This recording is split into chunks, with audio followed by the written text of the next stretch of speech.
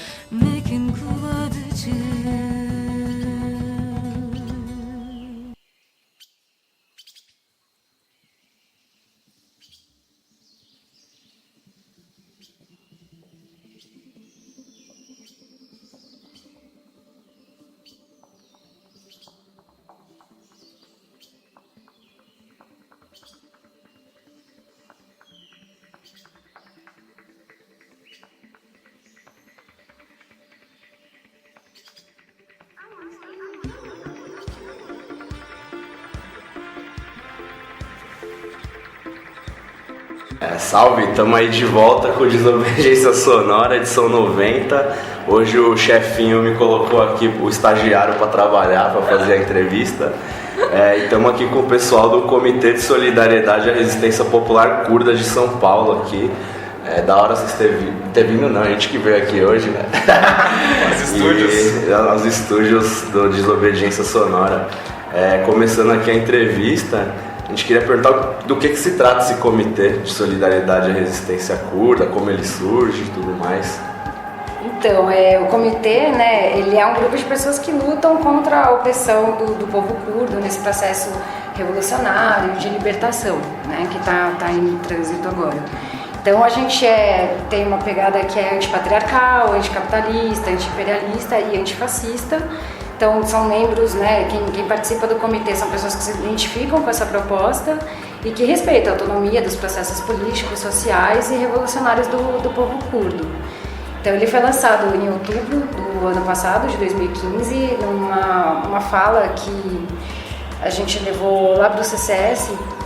E a ideia era mais porque eu estudo e outras pessoas também, né, assim, estuda em pós-graduação a questão dos curdos e tal, e aí sentindo essa necessidade de trazer essa questão a público, assim, e de começar a debater com as pessoas, porque a gente vai pegar tudo que a gente acha pela imprensa, vem tudo muito recortado e vem também com uma ideia interesses bem corrompidos, assim, né, bem políticos, bem capitalistas, então às vezes interesse político partidário, então um partido que quer falar que é uma luta marxista, então todo mundo quer corromper um pouco. Então a importância do comitê é de centralizar um pouco essa discussão, de trazer com alguma seriedade, com documentos, com notas que eles mesmos enviam. Com as fontes diretas, né, que a gente acaba tendo contato, então as coisas acabam chegando diretamente pra gente, não é uma coisa que já passa pelo aquele filtro da imprensa que tem suas questões, enfim. Então, basicamente esse trabalho de pegar as informações corretas das fontes, tentar organizar também, porque muito que está na imprensa ele acaba sendo recortado, né? Você acaba vendo por partes, principalmente a questão militar você acaba tendo acesso, então a questão política é sempre ignorada, sempre jogada assim no plano, né? Então, eles falam, além das mulheres estarem lutando com essas armas, tem a questão da participação delas, acho que, enfim, a gente vai falar um pouco mais disso depois. Mas é importante mesmo, né? E, na verdade foi meio que um sopetão, assim, de várias pessoas me falando, lança o comitê, lança o comitê. E o comitê, na verdade, ele teria uma certa burocracia, que seria passar pela licença de uma delegação da América Latina, que é quem vai fornecer essas informações, né? Vai meio que organizar a gente de uma certa maneira, para que a gente também não fale coisas muito fora, né? Pode acontecer. Então, assim, quando a gente lança, a gente entra em contato com esse pessoal da América Latina e eles ficaram um pouco tipo, uma galera queria ter lançado e tal, mas agora vocês já lançaram publicamente, então assim, vai fundo. Mas a gente, com o tempo, também foi conhecendo algumas pessoas que botaram mais confiança no que a gente estava falando, e aí isso ficou mais tranquilo, assim. E por isso que a gente deixa em aberto também o convite, porque certamente mais pessoas queriam fazer parte do comitê. Então ele surgiu nessa ideia mesmo.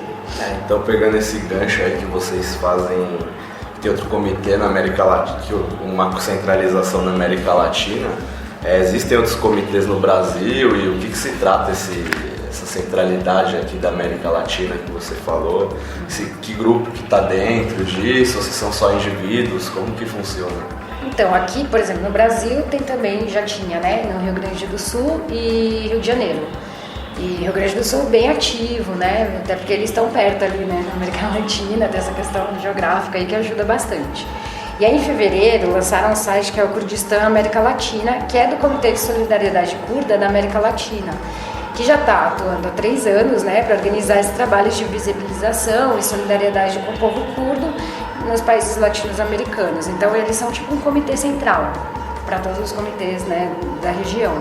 Então, eles articulam por meio de uma delegação, né, de América Latina, que forma cronograma, faz reuniões de planejamento de ação, perspectivas, que mantém o contato com a gente, assim, também.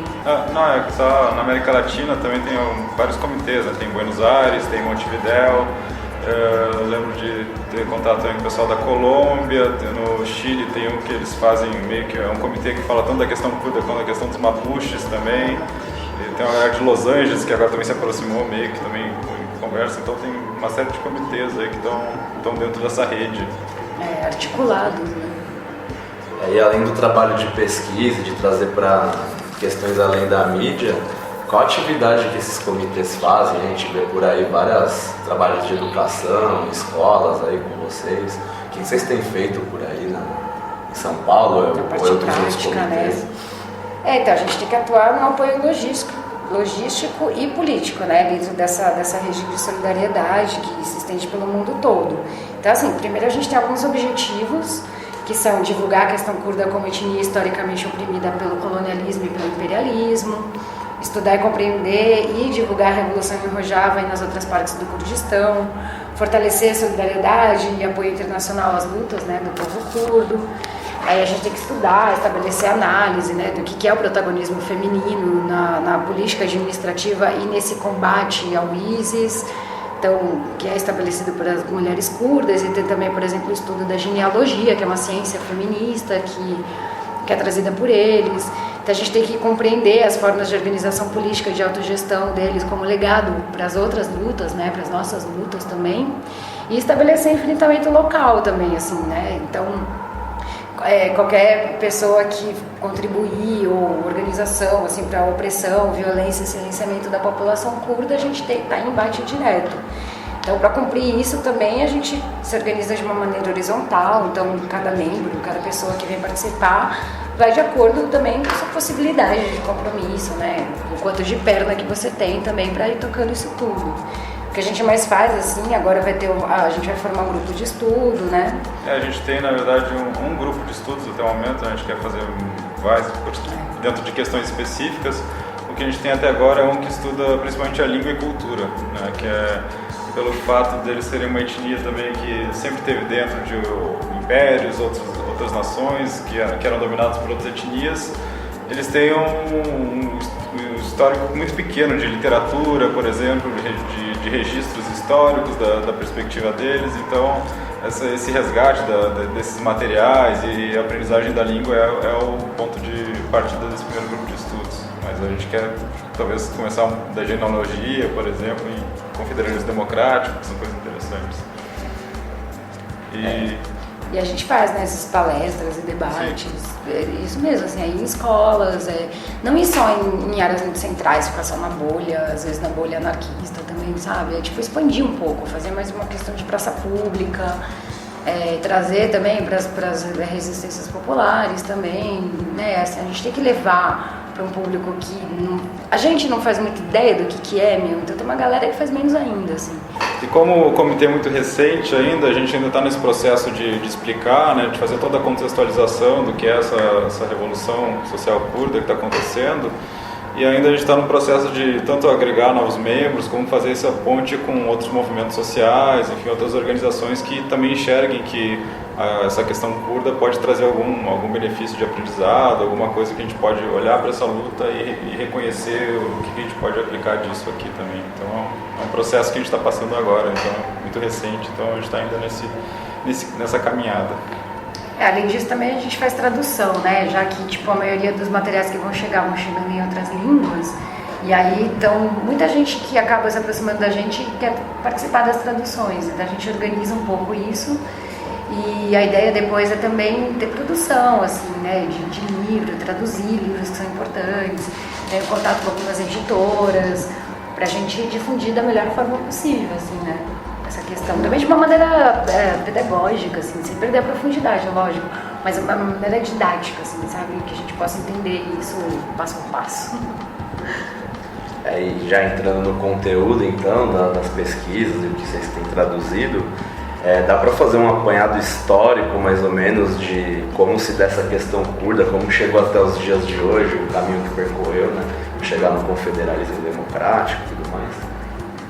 É um processo longo, né? A gente se fala, é difícil até ter uma fonte, como eu vou dizer, precisa disso, mas dizem que os curdos são descendentes de algumas tribos que já estavam na Mesopotâmia naquele período que a gente conhece como início das civilizações, início do período agrícola, que eles vão se assentando ali no crescente fértil.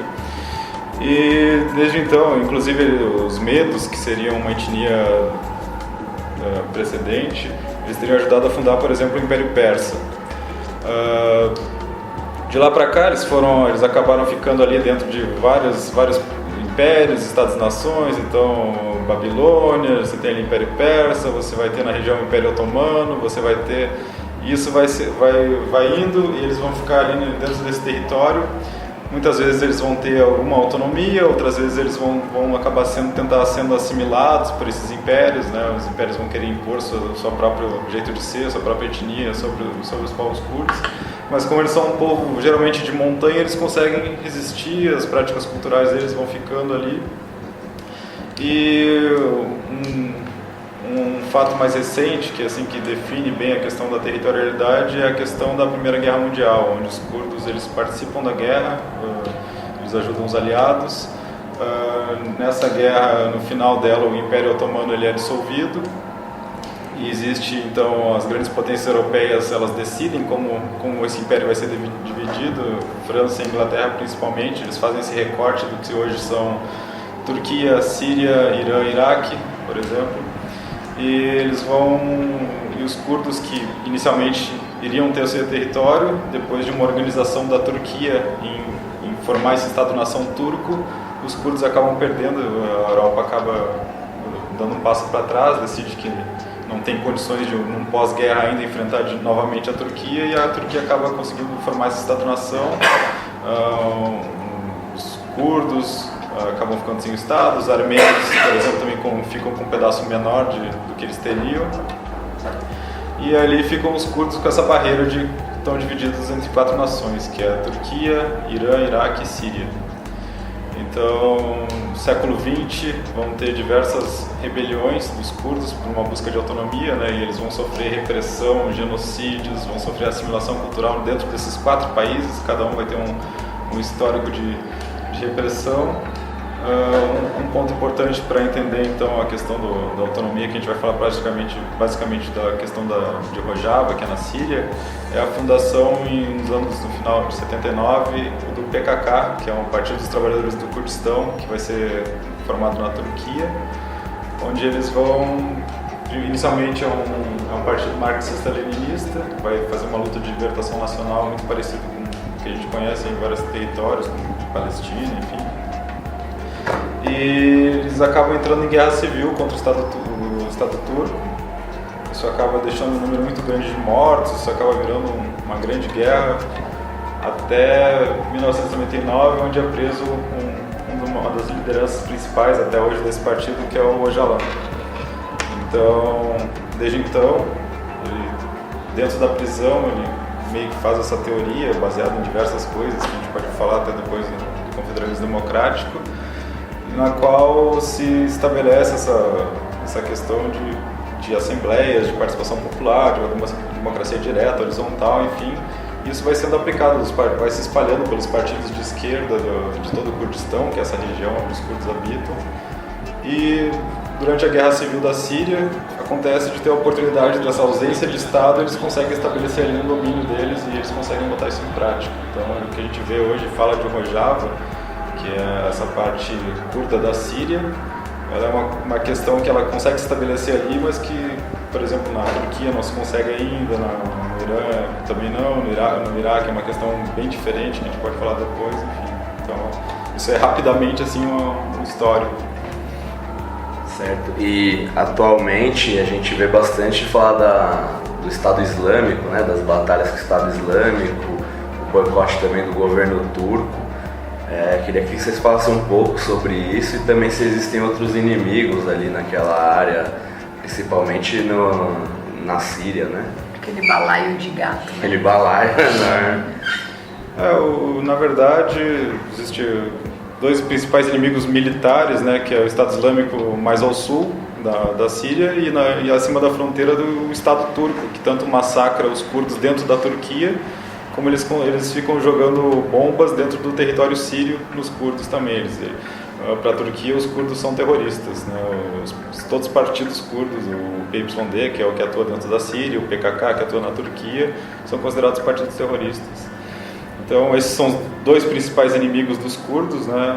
Os curdos também têm questões ali com o Bashar al-Assad, que é o atual presidente da Síria, só que eles não têm ali uma questão de conflito, por uma questão territorial, que os curdos estão ali no território que é deles, não tem nenhuma força mais de ocupação do exército do Assad. E tem a questão dos rebeldes, que os rebeldes é até complicado você unificar eles, né? Que seriam as forças de oposição ao Assad. Então, dentro dos rebeldes vai ter tanto forças aliadas aos curdos, que vão formar ali uma força conjunta para combater o Estado Islâmico, como tem até, por exemplo, a filial da Al-Qaeda na Síria também está dentro das forças de oposição, então, e eles acabam entrando em conflito ali em alguns dos cantões também. E daí tem os inimigos e os aliados ali que eles podem contar mais ou menos, porque se fala muito, uma das críticas é o papel dos Estados Unidos nisso, né? Dizem que os Estados Unidos financia, como que é o papel dos Estados Unidos e se existem outros aliados nisso? Os Estados Unidos, ele sempre tem que de alguma forma participar dos conflitos, né? Os Estados Unidos, ele inicia a Guerra Civil da Síria apoiando forças rebeldes, né? Que seriam as forças de oposição ao Assad. Esse grupo, eles acabam financiando, que é o Exército Livre da Síria, que são, na verdade, um exército de pessoas que saíram do exército da Síria e foram para esse grupo de oposição. Ele acaba até ajudando a reorganizar quando esse grupo começa a se dissipar e muita gente começa a ir até para a frente Al-Nusra, que é uma frente da Al-Qaeda. Muitas pessoas acabam indo e os Estados Unidos continuam apoiando esse grupo, mesmo quando eles atuam junto com a Al-Qaeda. Chega um certo momento que começa a ficar injustificável você apoiar esse grupo. O único grupo que faz sentido aos olhares do público passa a ser os curdos, porque eles estão ali só defendendo seu território, eles não são uma força de ocupação, eles estão ali. São os únicos que têm uma força terrestre que consegue repelir o Estado Islâmico. E os Estados Unidos ele acaba ajudando timidamente os curdos enviando armamentos. Eu lembro que no início falava assim, os Estados Unidos ajudam, ele mandou umas munições aqui de AK-47, então isso aqui é o apoio dos Estados Unidos. Só que ao mesmo tempo você tem relatos dos Estados Unidos, por exemplo, tá deixando cair armamentos e munição, por exemplo, e suprimentos para o Estado Islâmico, caindo acidentalmente no território do Estado Islâmico. Você tem, por exemplo, os Estados Unidos, ele faz parte da OTAN, ele é quem manda na OTAN onde está a Turquia, então, e aí vende armamento para a Turquia, que ao mesmo tempo ataca os curdos, tanto dentro da Turquia quanto na Síria, então é uma relação tanto estranha, assim. Então até uma questão que pode aparecer para o futuro aí, pode muito bem acontecer, é a questão dos Estados Unidos, ao mesmo tempo que apoia ali, teoricamente, de alguma forma, minimamente, o YPG, as forças curdas na Síria, ele ao mesmo tempo pode acabar patrocinando um genocídio curdo dentro da Turquia para não ficar mal com a Turquia, porque para a Turquia a questão dos curdos ter uma autonomia na Síria é gravíssima, pode acabar auxiliando os rebeldes curdos dentro da Turquia. Tem muito curdo na Turquia, né? Sim. É uma da grande maioria populacional, né? 20 milhões? 20 milhões, assim, é uma grande parte da população da Turquia. Sim. Bom, a questão dos Estados Unidos também vem do lado, tem esse lado religioso, mas também é preciso saber que do lado curdo, a aliança é extremamente pragmática, assim como é quando é com a Rússia e se faz uma propaganda desse tipo. Não se compromete a nada o projeto político curdo de emancipação quando faz aliança com os Estados Unidos ou quando fez em algum momento com Assad, etc. Sempre quando é feita aliança, é um jogo onde se deseja emancipação curda, se precisa de investimento para isso, e você, para fazer a emancipação, você precisa libertar o território. Quem que você está enfrentando? Você está enfrentando o ISIS? Então vamos enfrentar o ISIS. Os Estados Unidos desejam enfrentar o ISIS? Estamos fazendo isso. Se eles quiserem dar apoio, a gente faz, mas a gente não vai comprometer nada do processo político em torno disso. A Rússia entrando na guerra, começou a surgir uma situação onde os curdos conseguem inclusive barganhar entre russos e americanos para ter benefícios próprios. Historicamente, os curdos perseguidos estão acostumados a jogar esse jogo. Sempre jogaram esse jogo entre Turquia, Síria, Irã, Iraque, sempre jogaram entre uns aos outros, assim como esses estados também sempre se utilizaram dos curdos como uma moeda para se oprimir frente a questões que são muito maiores geopolíticas, né? Então é mais ou menos essa relação que há nos Estados Unidos com outras potências. Eu diria também alguns outros inimigos, também, como você perguntou, há diversos. Eu acho que, de fato, primeiro é o Estado turco, mas você pode ter várias outras coisas. Por exemplo, você tem guerrilhas financiadas pelo Estado turco e com conivência dos Estados Unidos, que são guerrilhas islâmicas moderadas. Elas enfrentam o ISIS também, mas enfrentam também os curdos. Você pode ter também, por exemplo, o Assad, em determinados momentos houve alianças estratégicas, mas também é um grande inimigo. Você tem a Rússia, que também pode ser um problema, no sentido que ela apoia o Assad em determinados momentos. Então, isso gera tensões entre Rússia e a questão curda. Mas um dos principais também, que é importante ser dito, é a Arábia Saudita, que é o principal financiador tanto ideológico, mas também diretamente do ISIS e do projeto político que o ISIS tem e do wahhabismo. Em grande medida, o projeto de emancipação curda, de autonomia e libertação da região, tem um projeto político que vai totalmente contra o projeto regional que a Arábia Saudita tem para a região, tanto quanto o Irã também tem e também, em grande medida, vai contra. Então, de certa forma, o processo de emancipação curda acaba por ser obrigado a fazer essas alianças, em grande medida porque está completamente sozinho nesse jogo, frente a diversas outras potências interestatais, do qual a emancipação curda não joga esse jogo, mas vai trocar cartas para conseguir fazer o seu processo acontecer, bem estratégico. A Arábia Saudita podia ser chamada até de o Estado Islâmico oficial, né? Exato, O verdadeiro. Vou fazer uma pausa aí para tocar um som.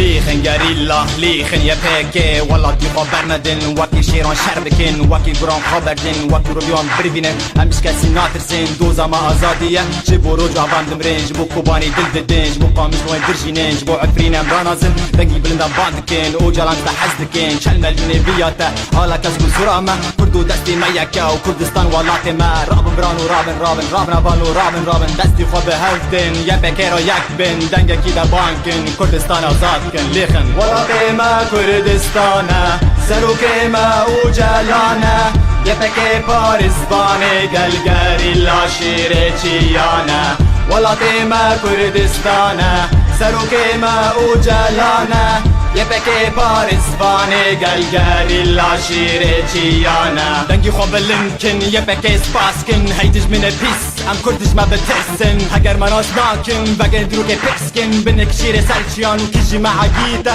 ام زاروك كاوا شير سعيد قالن ام كرد وكردستان شاقرت سروك وجلان خوني ما ارزان جبوا لاتيما وسعري ما بلنده بسروك ما اما خوني برجين انو شافي وان الداخين انو ما في خواد بسين برا كور ببين انو برا كارب ببسن تكاسنا شيرة وزاديش ما دست ما بكي وتكاسنا ميرة ما بخي بندست افجرو كاب برا ببي هالبست لجيان كردستاني برا ببي سربست برا ستوكي عزمانان شعدا بمبستوزي ايروجا كرد واري ام بيبن الازادي قيمة كردستانا سرو قيمة وجلانا يبكي بارزباني قلقاري لا شيريتيانا ولا قيمة كردستانا سرو قيمة وجلانا يبكي بارزباني قلقاري لا شيريتيانا خبات كم بدل ده برمدن بريه روجا مهات كردنو چارشو برخوده ابو شنسان امی بیا بروجه ابو جاوا مستان و بيجي يبكي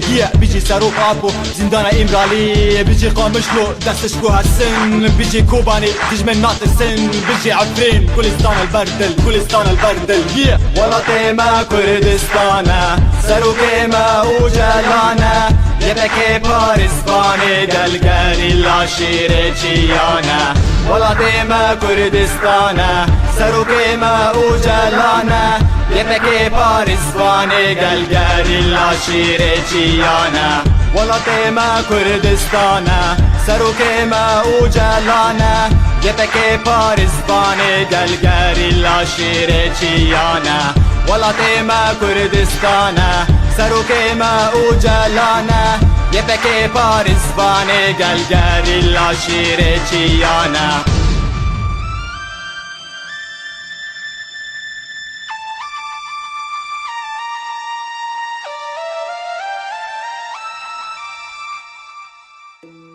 Estamos aí de volta então, daí voltando a essa questão, né, do financiamento, quais são as outras fontes de financiamento, né, porque um país em guerra fica mais complicado de manter uma indústria funcionando, né, então seria a agricultura e como que é a logística também para chegar armamento, mantimento para zonas em guerra, em conflito. Então, é que dentro da Síria, a região dos curdos, ela nunca foi industrializada, por exemplo. Tem poucas indústrias, porque não é do interesse do governo sírio, por exemplo, que essa região se desenvolva, por exemplo. E então ela ficou ali, né? Houve muita migração, inclusive, dos curdos para outras regiões por conta de trabalho, porque ali, enfim, ali era, sei lá, basicamente fábricas de cimento, extração de coisa e tal, poços de petróleo que eles tiravam não refinado dali para refinar em outros lugares.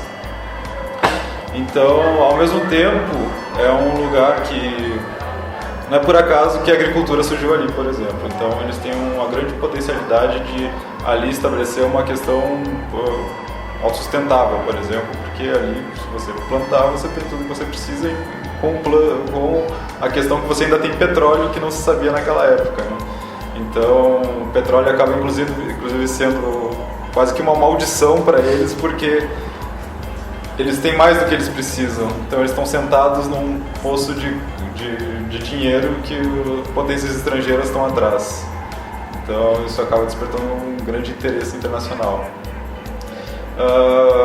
Importante falar que são 3 cantões autônomos, então cada um vai ter uma forma, a forma política é a mesma, mas cada um vai ter diferentes formas a partir da base de resolver alguns tipos de problema. Então a economia de um cantão vai ser diferente de outra. Se você pegar Kobani, por exemplo, que é o cantão do meio, ele foi praticamente uma cidade destruída porque foi a mais afetada pela guerra e teve um cerco de praticamente 1 ano do ISIS. Então, existiam muitas fazendas em volta de Kobani, muitas delas ainda hoje elas estão com explosivos e minas e as pessoas não podem voltar e plantar. Então, eles têm essa dificuldade hoje de que eles têm que ficar trazendo alimentos de outros cantões para Kobani. A questão, acho que do armamento, o armamento ali naquela parte ela é uma questão quase que familiar de herança, né? A gente tem um amigo curdo que ele falou que na casa dele, por exemplo, tinha 8 armas. Então muito do que eles combatem às vezes são com Kalashnikovs aí de 30, 40 anos, né? Fora as armas que agora eles estão capturando do próprio Estado Islâmico. E eles vão capturando então as armas geralmente tem fotos, né? Eles publicam assim a porcaria lá da bandeira do Estado Islâmico e várias armas que eles capturaram. Agora tem o problema, por exemplo, dos corredores humanitários, né? Assim, que não chega, então se você quiser mandar um alimento, um enchimento, os corredores estão todos fechados pelo governo. Então eles têm mesmo essa questão de autogerir a própria produção agrícola. Então, tanto que a ecologia é um dos pontos assim, do confederalismo democrático, né? Que está bem estabelecido principalmente nos 3 cantões. Então é muito importante assim, que eles já tenham essa tradição, é um pouco nômade, né? Então para eles... por exemplo, a questão do petróleo mesmo, como eles gerenciam, né? Assim, quantos barris de petróleo a gente vai ter, quantos que a gente vai negociar. Isso da economia deles é bem interessante, né? Acho que é um ponto finalista que muitas vezes a gente não tem quando pensa numa questão revolucionária, assim. Pô, como é que vai lidar com a questão econômica?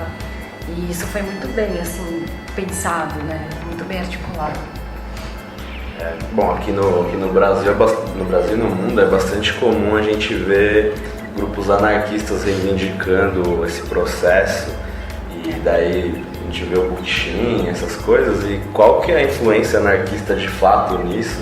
Se ela é realmente grande ou se é mais os grupos reivindicando? E a gente estava vendo uma entrevista com o David Graeber que ele fala que a comunidade anarquista internacional tem grupos que veem de uma forma negativa E daí a gente também queria ver se é significativa essa parte. Negativo de que maneira? Assim, eles acham que a revolução não é uma revolução?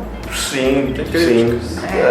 Talvez isso é significativa, né? Tá. Mas apareceu nessa entrevista alguns grupos.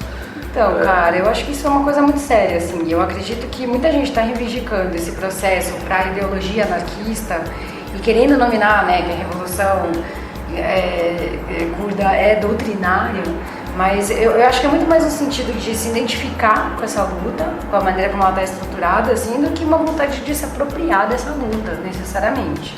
Acho que essa é uma observação que eu tenho, assim, pela questão anarquista, tal, no mundo todo. Então, sei lá, Rojava é um centro mesmo, né, de uma revolução popular que está sendo protagonizada pelas comunidades, assim, em luta. Tem um exército que seria a Unidade de Proteção Popular, né, o YPG, e aí tem um exército só de unidade feminina, o YPJ. Nessa questão também é lógico que a gente vai ter uma proximidade com isso, né, na visão anarquista. Então, em Rojava é uma luta revolucionária que autogestiona os espaços de produção. Tem também as assembleias populares, então as decisões elas vêm de baixo para cima, né, assim, vem a partir do povo, né, não é de cima para baixo, assim. E eles estão combatendo, assim, é o povo pegando em armas, né, para combater o imperialismo do Estado turco, que é a segunda maior potência da OTAN, né, combatendo a extrema-direita fascista do ISIS, né, o Estado Islâmico. E os curdos e curdas, então, são, assim, o maior povo, a maior população sem um Estado-nação no planeta, né? E que hoje organiza, não para constituir uma fronteira, assim, um Estado-nação, mas para implodir esse instrumentalismo capitalista também, dar poder de decisão de fato para trabalhadores e trabalhadoras, né? Isso está acontecendo ali. E eles não querem construir um Estado, assim, menos ainda gerir esse modelo capitalista. Eu acho que isso é muito importante. A questão também do internacionalismo, assim, que é uma prática fundamental do anarquismo e da luta popular. Então, a violência estatal, por exemplo, no Brasil, que mata os negros e os pobres, assim, é a mesma lógica da violência do capital e do Estado, assim, de fechar a fronteira, né, matar e oprimir imigrante sírio, grego, haitiano, boliviano. Então, eu acho que seria muito negativo nesse processo se apropriar da luta e forçar a barra, assim, dizer que eles partem de uma hegemonia ideológica nesse sentido. Tem críticas, por exemplo, de uma ativista do movimento das mulheres curdas, a Gilar Divik, que ela fala que você atribuir a luta, por exemplo, porque o Öcalan, na prisão, fez leitura do Bookchin, que é um escritor, né, anarquista, mas na questão ecológica, se você atribuir muito a ele, é uma questão paternalista. Né? Assim, muitos curdos não fazem ideia de quem era o Bookchin, do que ele dizia. E inclusive os anarquistas também, assim, desenvolveram um pouco a leitura, né, do que ele trazia, assim. Então, não é a gente acabou meio que vinculando muitas pessoas, assim, acho que muitos grupos anarquistas vincularam a questão da leitura do Bookchin, porque eles tentaram se conhecer antes do Bookchin morrer, né, o Öcalan e o Bookchin, mas isso não aconteceu, assim, e não é para centralizar nesse sentido, assim, os curdos, claro que tem grupos anarquistas ali dentro e tudo mais, pelo processo revolucionário, mas não pode se dizer assim, eles não se levantam como anarquistas, mas a gente tem todas essas questões aí de contribuição, né? Tem muitas coisas que batem, né? Por exemplo, você pega uma coisa que é interessante, é que para o cidadão comum é muito claro na visão deles que eles estão em um não-estado, que eles não estão em estado. Então, se você perguntar para ele, é uma coisa banal, assim, nós não temos um estado. Eu acho que isso é uma coisa que bate muito, e essa questão da aproximação do Jalan com o Bookchin é real. Só que também o Bookchin não mais se considerava um anarquista, segundo eles, os anarquistas não queriam nada com ele, enfim. São várias correntes, né? Mas é basicamente a questão realmente dessa democracia direta, no formato de conselhos, de um fluxo de poder que vai de baixo para cima. Ele é respeitado, ele é real, a gente pode dizer que isso realmente acontece. Aí outra, né, assim, eles sofreram muito com a formação dos Estados-nação, né, a partir disso, intensificou muito a opressão do povo curdo. Então, é óbvio que eles identificam o quão prejudicial é essa formação. Você pode dizer, inclusive, que é uma população, é uma nação, mas um Estado-nação não é de interesse deles. Né? O genocídio em cima deles, quando se forma o Estado, eles conseguem identificar a questão do patriarcado pela formação do Estado-nação. Né? Então, isso traz, por exemplo, o protagonismo feminino nessa luta. Né? Isso é fundamental, assim, tipo, quanto o Estado oprime. E eu acho que sim, assim, também, voltando para a questão dos anarquistas, né? Lógico que também está ligado à opressão da mulher pela questão da formação do Estado-nação. Eu acho que é uma conjunção dos dois fatores. De fato, o Öcalan foi um grande líder e foi um leitor de Bookchin, houveram essas relações, mas não é apenas isso. Todas as questões da forma de organização, da organização familiar, de questões de gênero, da questão com a agricultura e do cultivo, da questão com a terra, tem a ver também com a própria história dos curdos e a tradição dos curdos que é anterior a isso. É uma conjunção das duas coisas. Os curdos as montanhas, as formas como cultivam, as comunidades, as relações tribais, sempre foram de alguma forma dessa maneira. Sempre se referem ao Kurdistão, por exemplo, como mãe, não como pai. A figura da mulher também sempre foi muito forte na sociedade curda. É uma conjunção dos dois, eu diria. Vocês passaram rápido pelo PKK, né? E também passam um pouco pela parte negativa que eu falei das críticas, que dizem que o PKK é uma estrutura leninista e que essa questão de autonomia é mais midiática, que faz parte das críticas que falam por aí, né? Eu queria que você falasse um pouco mais do PKK, se existem outros grupos que compõem essa resistência e se existe algum ônus pelo PKK estar na lista de grupos terroristas internacionais, se é mais simbólico ou se isso vai além do simbólico, vai para uma questão material mais direta.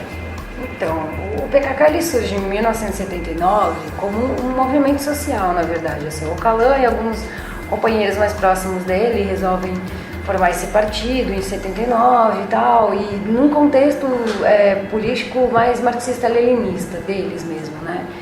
E é lógico que vão haver levantes a partir disso, em que eles começam a revisar um pouco, né? Tipo, essa visão, o quanto isso estava sendo prejudicial, o quanto eles não estavam também reproduzindo toda a opressão que eles sofrem a partir do momento em que eles estavam com essa questão ideológica. Então eles têm uma mudança paradigmática muito forte a partir dos anos 2000, que já estava em processo, logicamente, né? Lá no Vili, a partir da prisão dele, da captura, mas...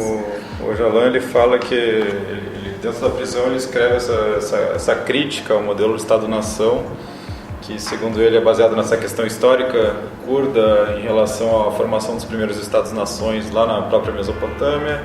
Ele pega essa questão do Bookchin que ele lê, ele pega também uma outra questão aqui nas guerrilhas, já dos anos 70, 80, começa a surgir as guerrilhas femininas com uma forma de auto-organização, porque elas sentiam que o machismo estava presente mesmo entre os curdos ali nas guerrilhas, né? Existia um patriarcado claro ali de quem mandava, qual era o lugar da mulher, enfim, e elas decidiram quebrar com isso.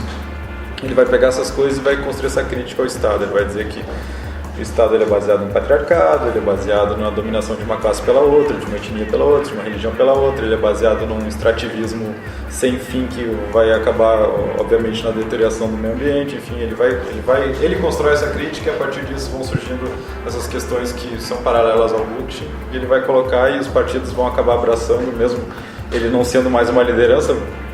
Ele é uma liderança simbólica, porque ele está preso numa prisão desde 99, né, até hoje. Hoje em dia ninguém mais tem contato com ele, praticamente. É uma ilha prisão, ele está numa ilha onde ele é o único prisioneiro e não tem contato com ninguém. É pior. Ele pode ter uma visita a cada 2 meses se não chove. E quem aparece é o advogado. E assim, quem está junto ao PKK, por exemplo, quais partidas? Você tem as partidas para curdos, né? É que assim, o PKK ele é muito presente na Turquia. Ele tenta um processo de paz lá pelos anos 2000, e no qual ele se retira da Turquia, e a base maior do PKK hoje é lá nas montanhas do Iraque, nas montanhas de Kandil, onde hoje ele é praticamente uma guerrilha. Além do PKK existem o que a gente chama de partidos alinhados, estão alinhados ali, estão com as mesmas ideias ideológicas do PKK. Por exemplo, o PYD é como se fosse o PKK da Síria. Você tem o PJAK, que vai ser o PKK do Irã. O PYD é o Partido da União Democrática, isso, né? O PJAK é o partido... O PJAK é da Vida Livre, eu acho. Então, e aí do PYD que partem as questões sai esse movimento, praticamente há uma divisão de poderes na Síria, por exemplo. Existe o partido, que está ali, é o representante dos curdos. Do partido vai sair um movimento que é o TEVDEM, que é esse movimento que vai estimular e gerenciar que as pessoas façam esses conselhos e participem dos conselhos. As pessoas de uma comunidade vão chegar para dizer, a gente precisa montar um conselho, a gente não tem um lugar, a gente não sabe como fazer, eles vão lá e fazem tanto esse estudo do confederalismo, como elas vão formar esses conselhos. Existem as aulas militares, que é o YPG, YPJ, existe uma série de outras organizações, né? O KCK, que é a União das Comunidades do Kurdistão, que também vai ser como se fosse um guarda-chuva para todas as entidades, tanto o PKK, os partidos, os conselhos, enfim, tudo. E tem o KNK, né, que é o Congresso Nacional Curdo do... Que é em diáspora, né? Diáspora. E elas são autônomas entre elas? Essas siglas, elas são autônomas em relação... Elas têm é o mesmo sistema, né? De baixo para cima as coisas vão chegando. E em cima tem como se fosse uma crosta, né? Que tem que fazer pelo menos essa articulação entre os territórios, né? Porque tem coisas que também você não consegue decidir somente local, né? Por exemplo, uma linha de trem, uma fábrica, assim, coisas assim. Ou questões políticas internacionais, né? Como é que a gente dialoga com outros governos, como é que a gente pede reconhecimento, enfim, por exemplo, esse KNK, que é o Congresso em Diáspora, né? Que é baseado em Bruxelas, se não me engano, são um monte de curdos exilados nos anos 80 e 90 que vivem na Europa. Ele tem uma função basicamente de pedir apoio internacional à causa curda. Então... E essa lista internacional de terroristas? Que são considerados terroristas, lógico, na Turquia, né? Nos Estados Unidos e pela União Europeia. Porque a Turquia ela é o segundo maior exército da OTAN, né? Então a Turquia ela tem um grande poder, por exemplo, você pega a crise de refugiados atual. Todo o fluxo passa pela Turquia, então ela tem um poder de negociação muito grande com a União Europeia, por exemplo. E a Turquia também é considerada a fronteira da OTAN, né? Porque a Turquia, embaixo da Turquia não existe mais OTAN.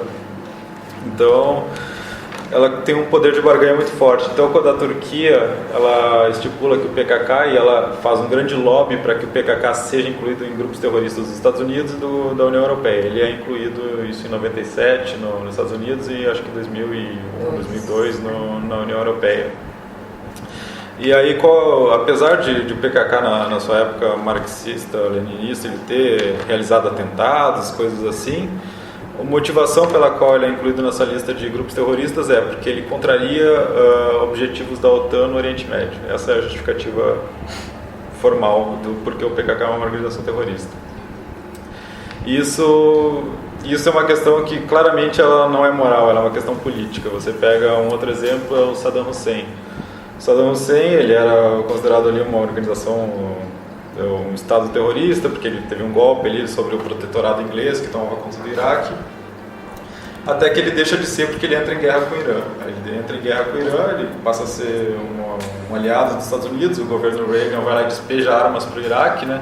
Nesse período que o Iraque é aliado dos Estados Unidos, ele comete um genocídio de 200 mil yazidis, que são um povo ali que é muito próximo aos curdos, por exemplo, com armas químicas, com tudo isso, 200 mil são mortos. Aí quando o Saddam Hussein inicia uma guerra contra o Kuwait, que é ali um estado fantoche das potências europeias, dos ingleses principalmente, aí ele volta a ser uma organização terrorista. Então, o que diferencia um estado do Saddam Hussein que mata com gás químico de um estado que entra em guerra do Kuwait é uma questão política, não moral. E o PKK ele entra nessa mesma chave. Tanto é que hoje os Estados Unidos conseguem apoiar o PYD, que tem a mesma ideologia do PKK, e ao mesmo tempo considera o PKK um partido terrorista. E isso vai ter uma implicação muito grande nos refugiados e exilados curdos na Europa. Por exemplo, na Alemanha, não sei exatamente o número, mas as estimativas é de... eles falam, eu já vi 800 mil, 700 mil, já vi 1,2 milhão também de população curda. É difícil de ter estatística. Porque quando eles chegam, né, ninguém quer saber se eles são curdos, quer saber qual a nacionalidade deles, se ele é sírio, se ele é iraquiano, se ele é... Então, por exemplo, na Alemanha tem uma repressão muito grande sobre qualquer ativismo político curdo. Então, para você ser considerado um simpatizante do PKK, que é uma organização terrorista, basta você ir numa manifestação pró-curdo, de repente aparecer lá, de repente, uma bandeira do PKK. Ou então, teve até uma parlamentar alemã que num protesto, ela pediu que o PKK fosse descriminalizado e ela foi vista com a bandeira do PKK na mão. Ela na hora perdeu a impunidade parlamentar, ela foi para a cadeia, precisou pagar fiança, precisou se justificar, pedir desculpas e tudo mais. Então, os curdos normalmente têm suas casas invadidas sem mandato, os curdos têm seus telefones grampeados na Europa, tudo isso num regime de estado de exceção que fala que levanta a bandeira do terrorismo. O PKK é uma bandeira do terrorismo, toda a jurisdição do estado de exceção é válida, então o Estado pode fazer o que ele bem entender com essas pessoas. Toda uma comunidade em detrimento de um partido. O fato do PKK estar numa lista terrorista é uma prática europeia já conhecida desde a época dos impérios, mas que se repete hoje em dia, falando sobre a Europa, não apenas especificamente sobre os Estados Unidos, mas é uma prática que é política e de fato não está nem um pouco preocupado com a questão curda ou sequer sobre turcos. É mais ou menos uma questão de você ter uma política de pressão frente a povos ou até estados dos quais são inferiores a você, mas são potências intermediárias, como por exemplo o caso da Turquia. É uma maneira de você fazer barganha. Se barganhou com a Turquia a respeito disso, se colocou o PKK como uma organização terrorista. De fato, se estados europeus estavam preocupados com o PKK, com a organização terrorista, eu não acho que esteja. Foi um jogo político. Mas como que esse jogo político depois é jogado? Caso a Turquia comece a fazer políticas externas, o qual não convém à União Europeia, ou caso a Turquia deseje entrar na União Europeia, considerando o fato que a Turquia, entrando na União Europeia pela população e território, teria uma representação semelhante à da Alemanha e maior que a da França, é um problema. Então, caso a Turquia ameace demais, você pressiona a Turquia falando que você tiraria o PKK da lista de terrorismo. Então esse jogo é sempre jogado dessa maneira, assim até como hoje em dia estão se falando novamente, o Parlamento Europeu está discutindo para tirar o PKK da organização terrorista. Espero que tire, mas o jogo é muito mais do que isso. Uma negociação que estava tendo ontem, né? Sim. O jogo é muito maior do que uma questão sobre a emancipação dos curdos, né? E os curdos estão, como eu disse, os curdos estão acostumados a jogar esse jogo. E você tem um caso agora de ter uma organização terrorista, que é o PKK, combatendo uma outra organização terrorista, que é o Estado Islâmico, e o jornalismo, quando chega essa informação, lá em 2013, 2014, o jornalismo europeu faz assim, tipo, não tem entendendo. Sim. E um outro exemplo também, na Espanha, recentemente, acho que 9 integrantes do Comitê de Solidariedade da Espanha foram presos também por o que eles chamam lá de terrorismo leve, terrorismo terrorismo baixo. Brando, Então, porque apoia, né? Apoiava o PKK. Se você tem um comitê, você apoia o PKK, eles não estão presos. Né? Sim. Fazer mais uma pausa.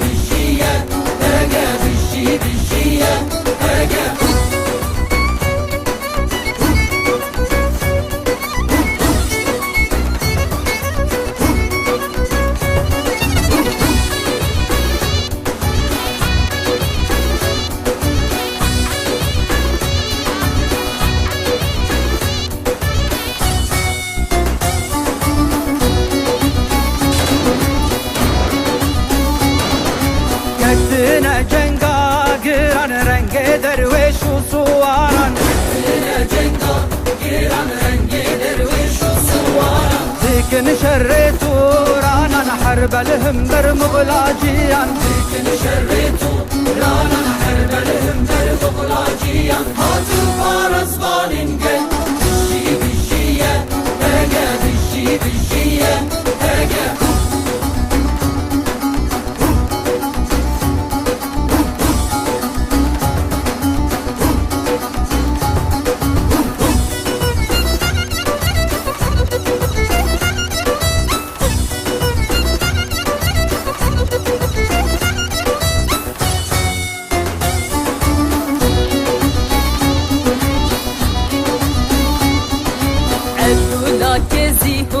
للشترم در خدانه هنا كسي هنا للشترم در خدانه ميدان قادا شيرانه للشتران ربويرانه ميدان قادا شيرانه للشتران ربويرانه هاتو فارس بالنقل بالشي بالشية هاجا بالشي بالشية هاجا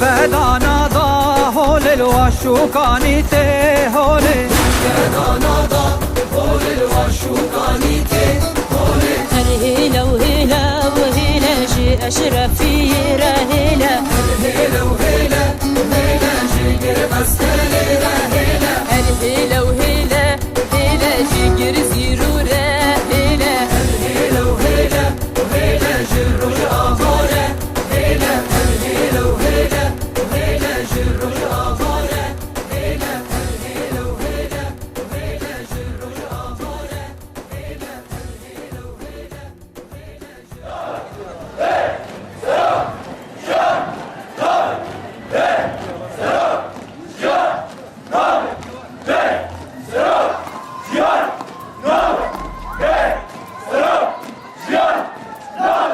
Estamos aí de volta, falando um pouco da influência do Bookchin de novo, né? Que ele tem sobre o municipalismo libertário.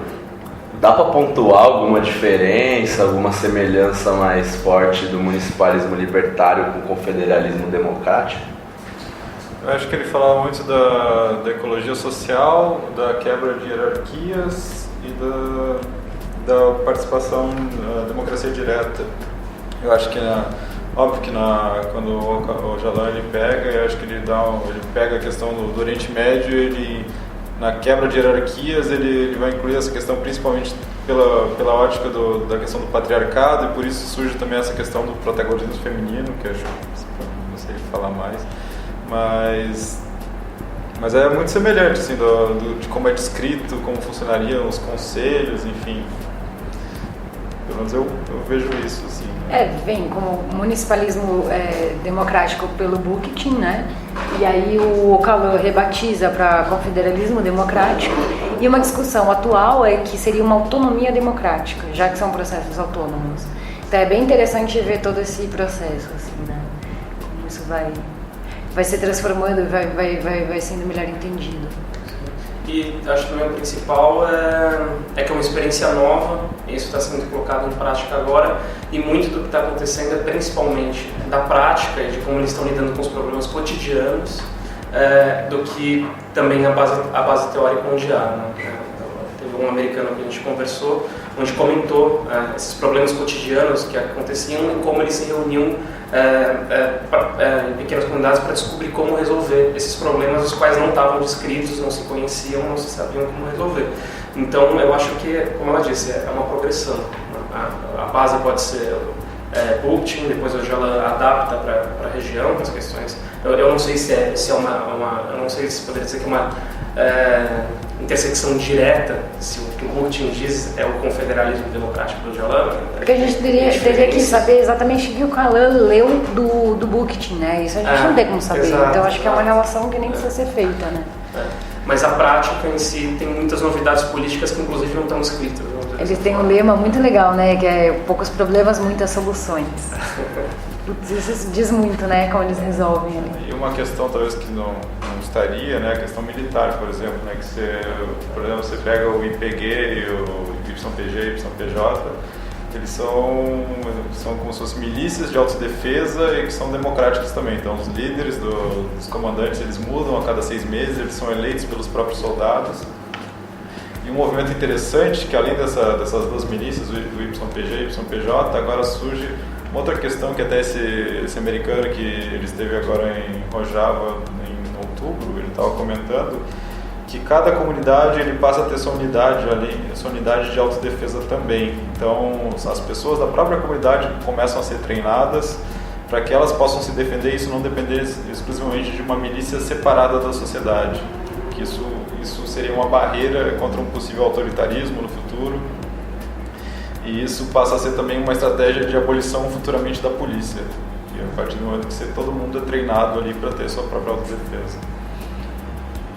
E normalmente é muito confuso como chega, né, as informações, e tem essa diferença. Sempre a mídia fala em Kurdistão e dá a impressão, a gente faz uma análise com Estado-nação, né? E aí quando você vê essas questões dizendo que de autonomia, de abolição do Estado, fica bem difícil de entrar na cabeça, né? Então, o que seria o Kurdistão? E normalmente se fala muito do território sírio, né? E como que dá isso, Kurdistão e as outros territórios curdos em outros países dentro? Como que funciona isso? Bom, a Síria, esse processo que a gente está falando, que é Rojava, né? Aí eles chamam de Bakur, que seria o norte. Na verdade, o norte do Kurdistão é o sudeste da Turquia. Na Turquia existe esse processo de negação da identidade curda. Por muito tempo foi proibida a língua curda. Hoje ainda existe esse processo de criminalização dos curdos como simpatizantes do PKK são terroristas, e com esse discurso de que simpatizantes do PKK são terroristas, agora em dezembro, em decorrência de um sucesso eleitoral que os curdos tiveram com um novo partido, houve um grande processo de repressão, tanto a isso quanto a organização deles em Rojava. Então os curdos agora estão sofrendo um genocídio na Turquia, onde cidades inteiras são sitiadas, não é possível chegar nenhum auxílio humanitário, e eles começam a ser bombardeados por artilharia, bombas de tanque. Isso é uma população basicamente civil. Então a gente vê até a formação de algumas milícias civis, IPS e tal, mas são 200, 300 pessoas existindo contra o poder de um estado inteiro com tanque de guerra, com coisas assim. E aí você acaba vendo tragédias como 200 pessoas morrendo queimadas dentro de um porão, por exemplo, a maioria crianças, idosos, enfim, gente que estava ali às vezes 30 dias presos num porão, sem acesso à água, sem acesso a coisa. A gente traduziu algumas cartas de pessoas que estavam nesses porões, então é uma situação absurda. Assim, agora, uma das cidades, depois de 70 dias, a Turquia relaxou esse cerco, então a mídia conseguiu chegar até lá. E o que eles viram assim, é uma massa cinzenta, assim, no que antes era uma cidade. E aí alguns observadores internacionais falaram: isso aqui é pior do que o que aconteceu na Bósnia. Então, essa é a situação na Turquia, assim, se você quer acrescentar nada. É interessante falar sobre isso, até porque há inúmeros projetos ou ideias que seria o Kurdistão, e que às vezes se confrontam e às vezes se confundem, né? Então, por exemplo, quando se fala do Kurdistão iraquiano, do Barzani, não é da mesma coisa do que falamos, do que a gente está falando da experiência de Rojava, né? Em determinados momentos se aproxima, mas há tensões. A revolução que foi feita, quer dizer, o Barzani como liderança até anterior ao PKK, é marxista, e principalmente nacionalista, de fato. Ela vai progredindo ao longo das décadas dentro do Estado iraquiano, e principalmente se afirma em 2003, quando Saddam Hussein cai, com o apoio dos americanos consegue constituir um território autônomo. É um projeto bem diferente, é um projeto nacionalista, é um projeto que atualmente, por exemplo, há tensões com outras organizações curdas, porque grande parte do investimento que desenvolveu a região curda na Turquia é turco, né? Turco-americano e também iraquiano, e é principalmente com base no petróleo, e é um tipo de modelização capitalista nacionalista, de uma certa forma. Isso é bem diferente do projeto que tem em Rojava. Então há tensões principalmente do apoio que há entre o Kurdistão iraquiano e Turquia. A questão da Turquia, o Kurdistão turco, como diz, essa relação com o Estado turco, e tem diversos processos. Um dos processos via direitos civis e tentar constituir os direitos civis de minoria curda dentro do Estado turco, e que passa pelo partido como o HDP. Em outro sentido, há as milícias e a resistência histórica na segunda metade do século XX, que passa pelo PKK e que já aí é mais próximo da experiência que acontece na Síria. Nunca foi posta em prática na Turquia, mas em grande medida a experiência que acontece na Síria deriva da militância política que surgiu no Kurdistão turco. No Irã é muito complexo, só falta o Irã, né? No Irã é muito complexo falar, porque o Irã, curdos do Irã foram os únicos que conseguiram estabelecer um breve Estado no século XX, que durou poucos anos, até o presidente ser assassinado pelo Estado iraniano. Então, durante muito tempo, eles ficaram sem um processo de militância e autonomia, foram reprimidos em grande medida, mas é difícil você falar a questão do Irã, porque muitos curdos, principalmente porque há curdos xiitas, que são minorias entre curdos, e no Irã há muitos curdos xiitas, se identificam com a cultura persa. Então, muitos não reconhecem a necessidade de haver uma separação. Mais recentemente, como é que é o nome do partido? O PEJAK. O PEJAK começou a haver novas tensões por causa desses processos no Oriente Médio, do Estado persa, do Estado iraniano frente aos curdos, e o PEJAK novamente reaparece e já se fala novamente da possibilidade de uma luta por autonomia na região persa. Mas você tem diferentes projetos. Você tem projetos nacionalistas, você tem projetos de autonomia, e por isso que acaba se dividindo o Kurdistão em diferentes partes, mas todos pensam em um projeto que engloba toda a região. Está em disputa.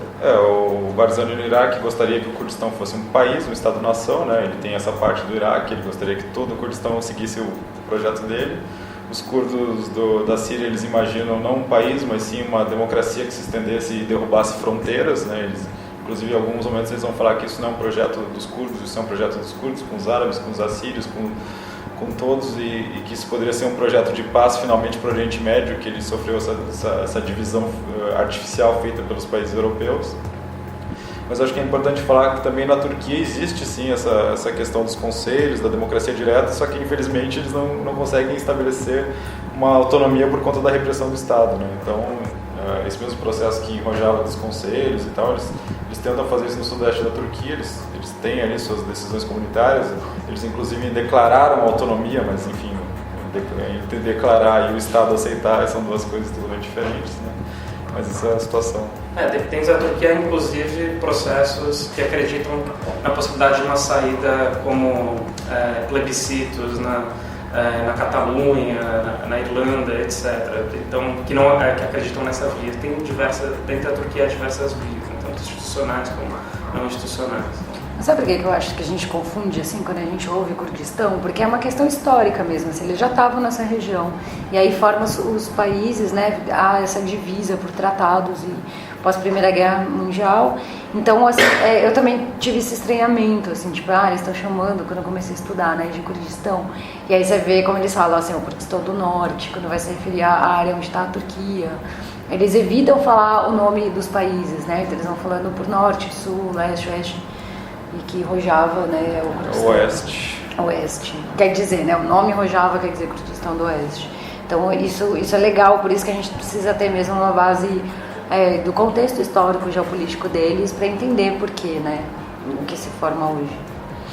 É confuso, tem por exemplo, uma província no Irã que se chama Kurdistão também. É uma província curda no Irã que se chama Kurdistão. E voltando um pouco, né, a questão da abolição da polícia e da implementação da justiça popular, a gente vê em muitos artigos e matérias falando sobre a comunicação não violenta para militares, para as milícias, né?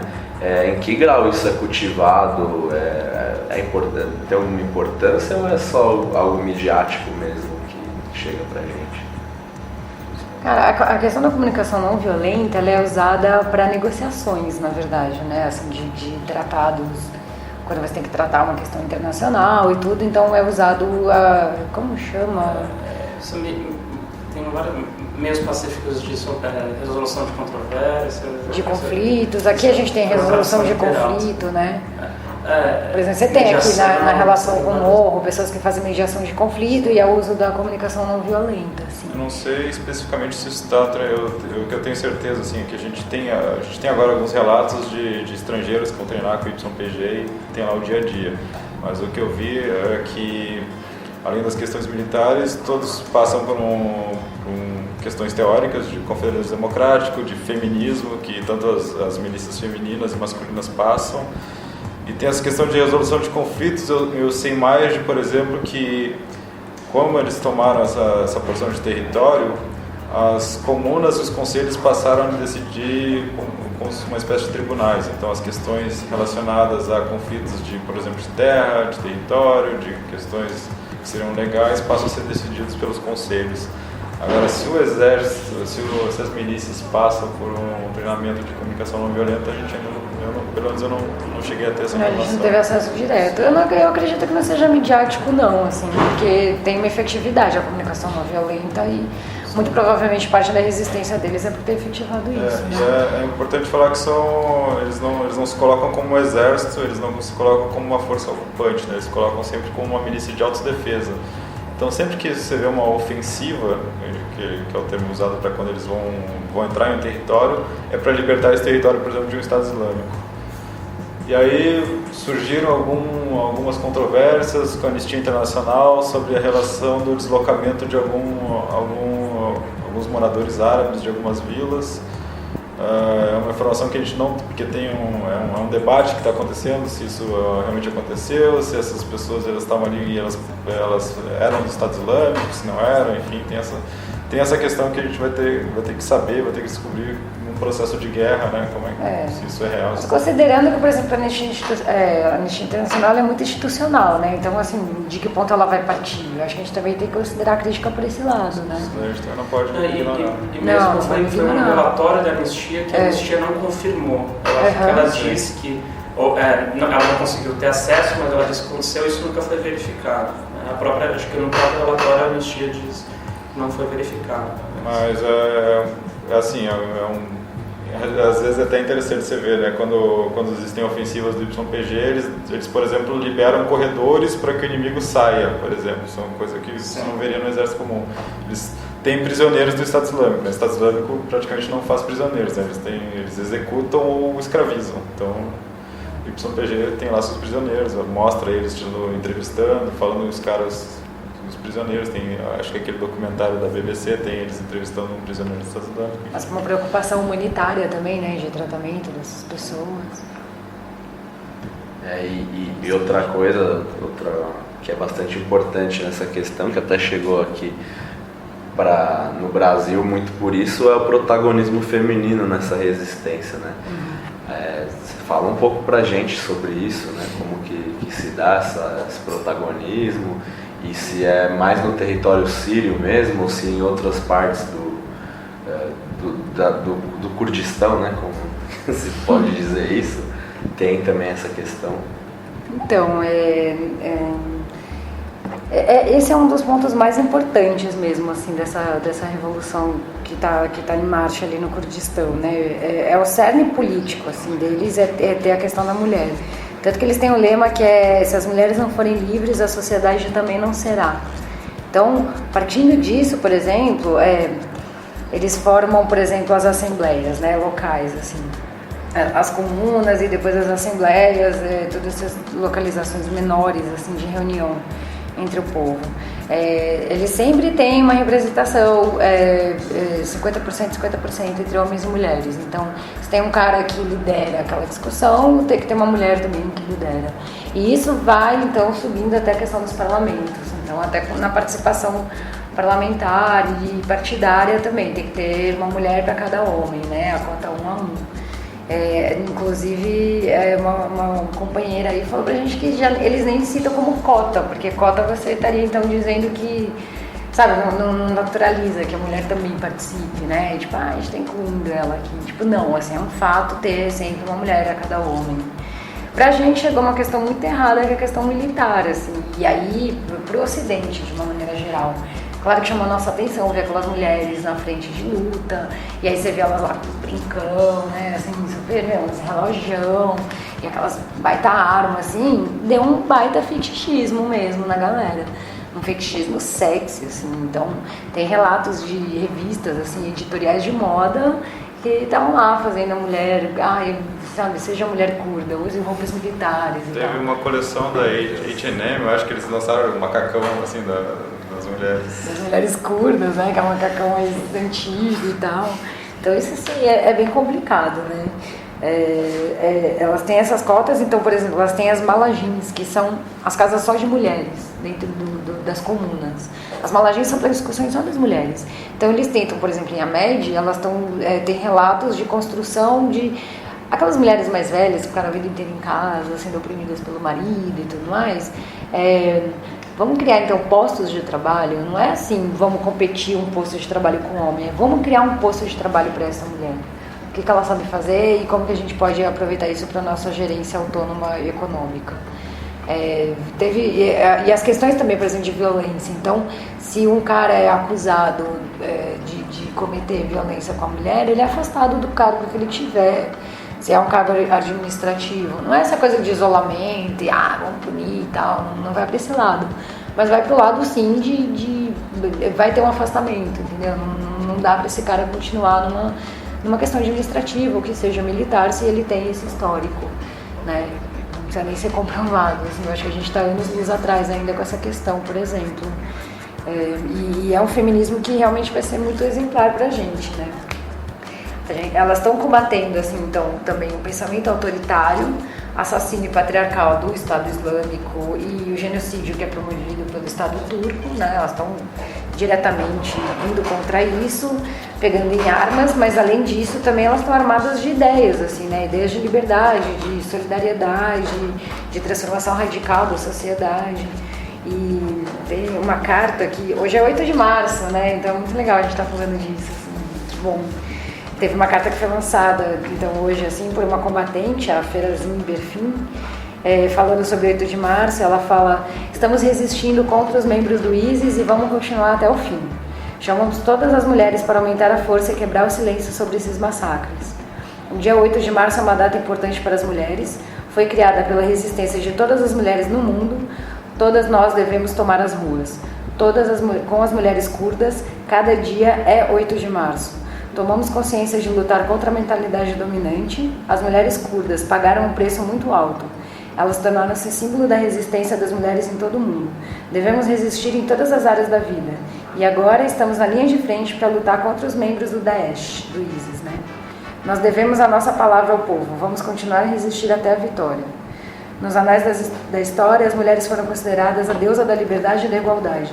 Mas as mulheres têm caído em cativeiro pela mentalidade dominada por homens. As mulheres têm muita vontade e energia. Saudamos a resistência das YPJs com o espírito do 8 de março. São as mulheres trabalhadoras que resistem. É uma mensagem incrível, assim, do mundo inteiro receber diretamente delas, né? Lançada, mesmo como divulgação.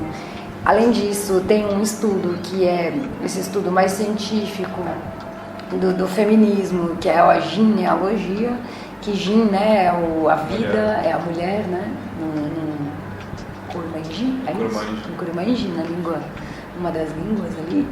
E é muito interessante, assim, a gente inclusive está explorando um pouco mais, assim, o que seria essa genealogia e como ela pode ser efetivada. É um feminismo muito novo e é de fato radical, assim, que está mesmo na questão da mulher trabalhadora e eu acho que é uma crença que precisa ser mais focada mesmo nessa questão, o protagonismo da mulher, né?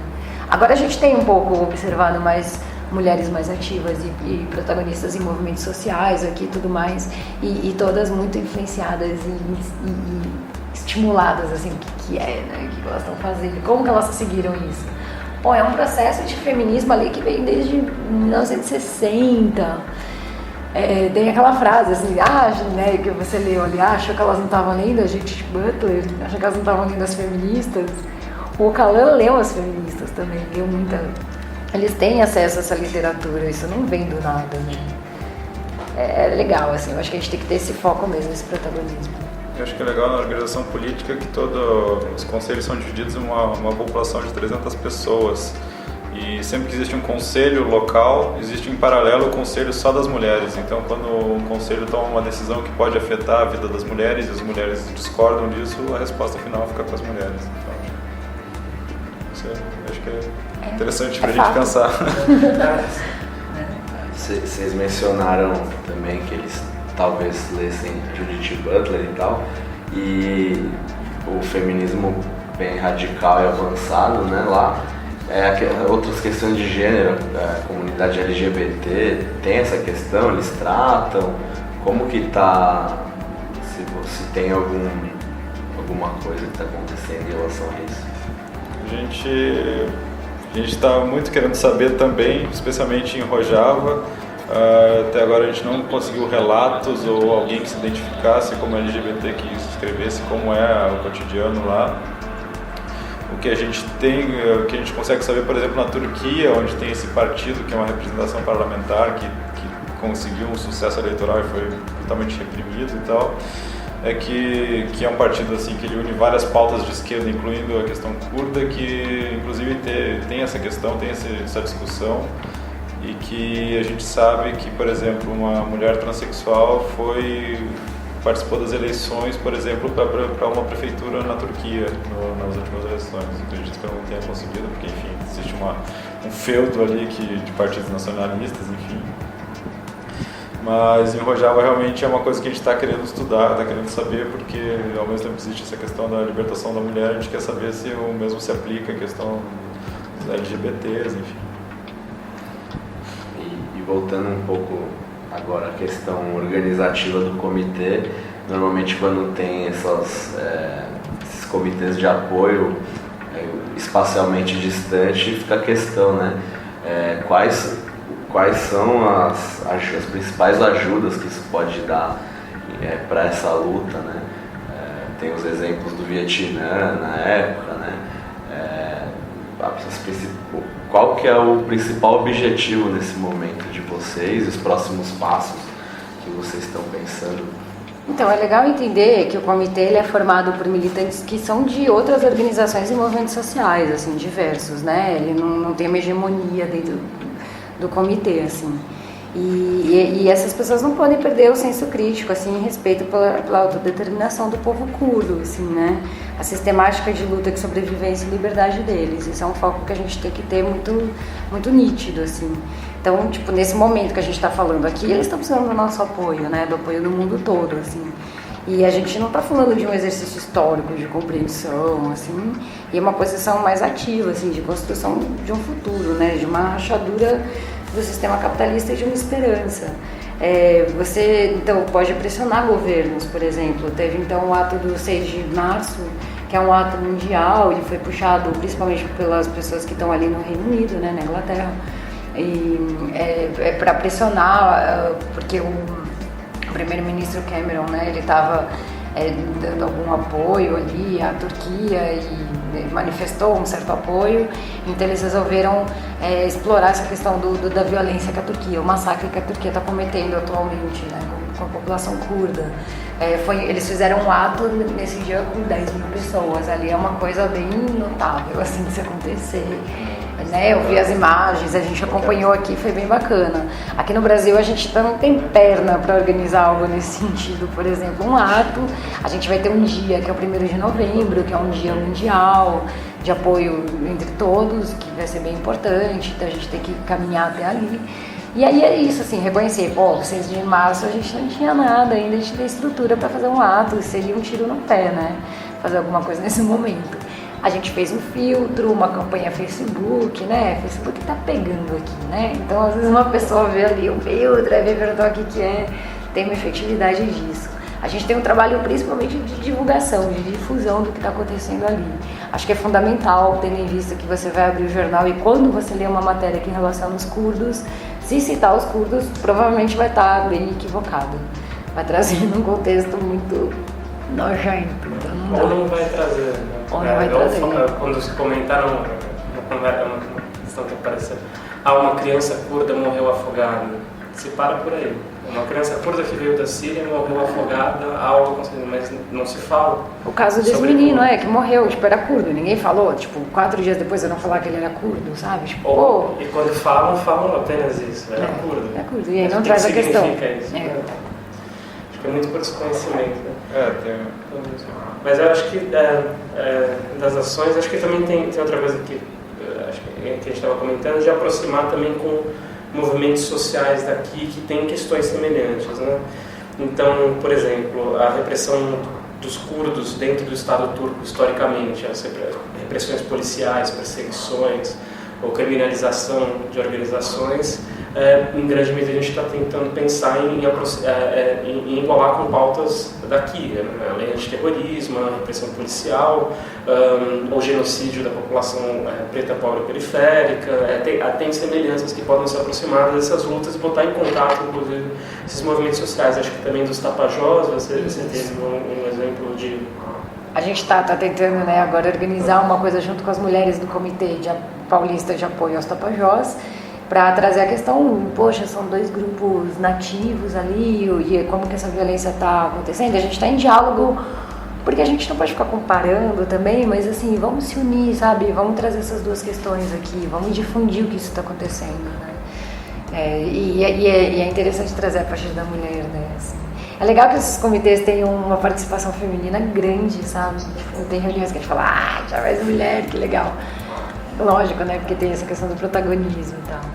E também, assim, sei lá, a gente vai fazer falas em escolas, cara, isso é muito legal. A gente foi outro dia lá falar com 80, né, molecada de 13 a 16 anos. São Bernardo, né? São Bernardo mesmo. Os caras fizeram umas perguntas muito legais, assim, tipo, eles estavam mesmo, sabe, tipo, querendo entender ali. A gente tentou, né, trazer uma linguagem, sei o balaio de gato, vamos trazer do jeito mais tranquilão. Foi muito legal, meu, e eu acho que é isso mesmo, assim, e quantos professores estão interessados em trazer essa questão para a sala de aula? Tipo, é uma nova geração que vai ter acesso a isso, assim. Que bom. E a gente combate muito a contra-informação, né, que tá falando também da mídia. Exato. A gente tem muito essa questão de contextualizar melhor, porque quando surge essa questão, é um povo do Oriente Médio, o Oriente Médio também ele tem a visão ocidental para com o Oriente Médio, é uma questão que já é uma barreira. E aí surgem comparações que a gente também tenta evitar, né? Porque a questão da Palestina, vão surgir essas questões. E aí também tem as questões que a gente começa a determinar o que é uma solidariedade, se ela é baseada somente na questão do quanto de opressão sofre um povo, mas a nossa questão também não é só que é um povo oprimido, durante séculos, mas também é um povo que agora construiu uma forma de organização que pode nos interessar, pode interessar a outras revoluções, que pode vir a se espalhar. Então acho que isso também é um ponto de interesse do comitê, de trazer isso para cá, de conversar isso para cá, de discutir isso para cá ou com outros grupos. E reforçar as campanhas também internacionais, né? Claro que não tem muita... Tem uma campanha, por exemplo, para a reconstrução de Kobani, né? É uma campanha financeira e tudo mais, você pode apoiar, mas isso é mínimo, né? Assim, acho que a gente nem entra tanto nessa questão de campanha financeira, mas tem campanhas, por exemplo, essa que teve dos acadêmicos, né? Sim. Essa era legal falar.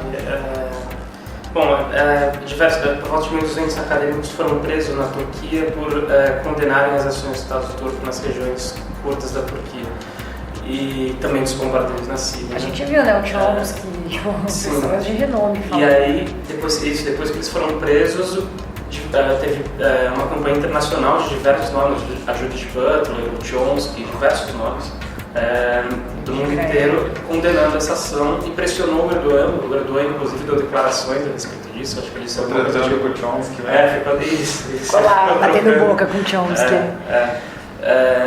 Isso veio até aqui, né? Você pega, por exemplo, dentro do ambiente acadêmico isso explodiu bastante. Você pega, por exemplo, tem a IPSA, que é uma principal organização de ciência política, que ia organizar um congresso em Istambul, cancelou e fez uma carta declarando que o ambiente era complicado e nós, como cientistas políticos, tinha que ser uma carta um pouco neutra, mas nós condenamos as ações do Estado turco. Em resposta, a Associação Brasileira de Ciência Política também respondeu, e você viu diversas outras associações no Brasil também respondendo, e no mundo, na América Latina também teve. Então, esses efeitos de essas formas de ativismo dentro da comunicação funcionam muito bem para pressionar governos, como esse caso Erdogan respondeu, etc. Atinge. Tem os fatos de quando você faz manifestação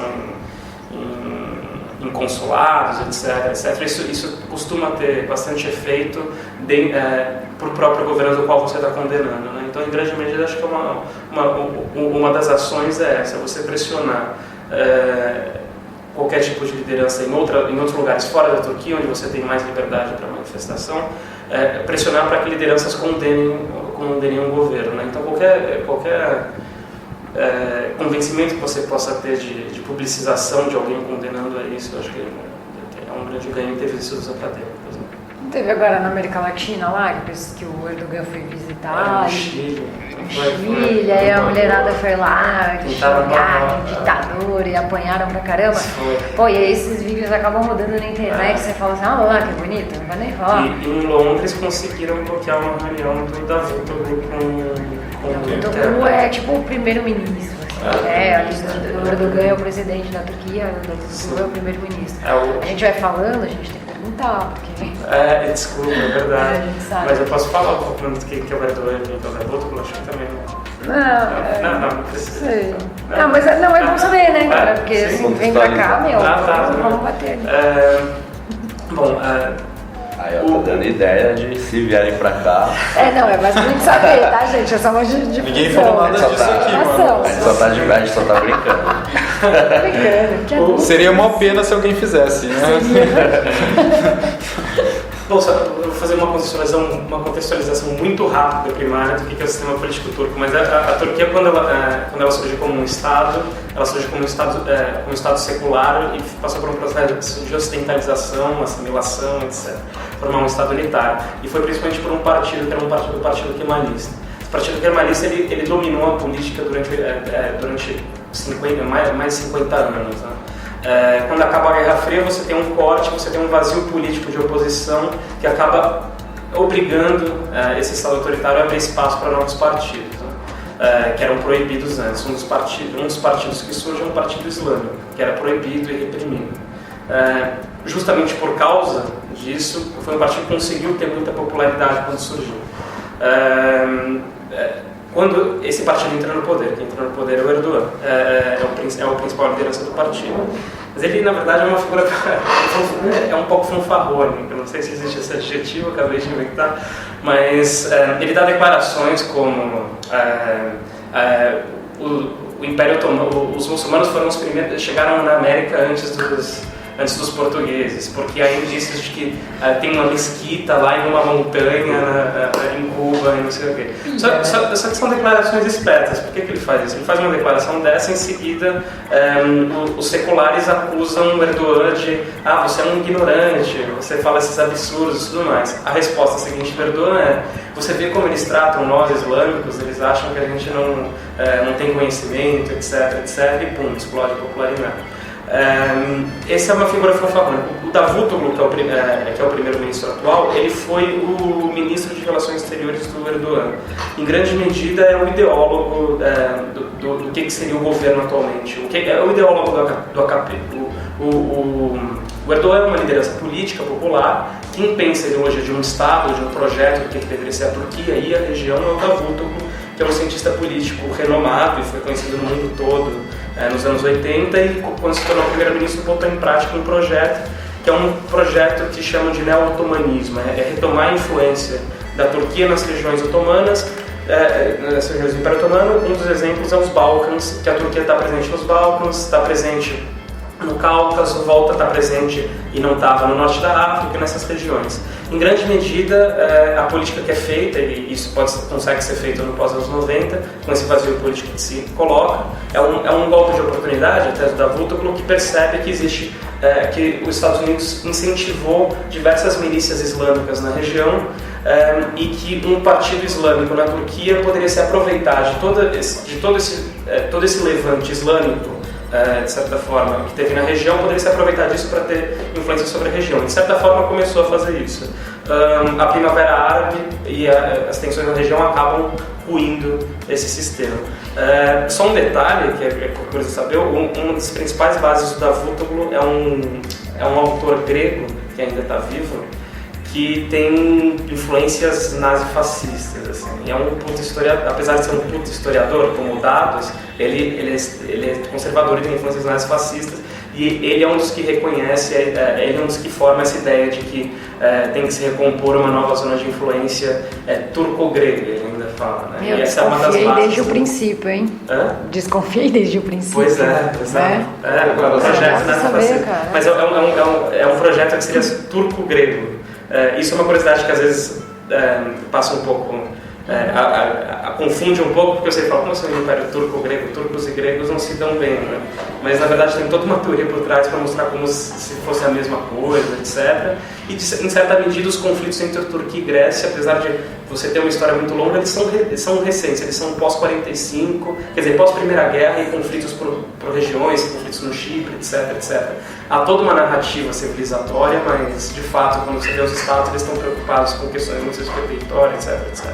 Mas quando Erdogan saiu do poder, quem assumiu, o Erdogan se candidatou a presidente.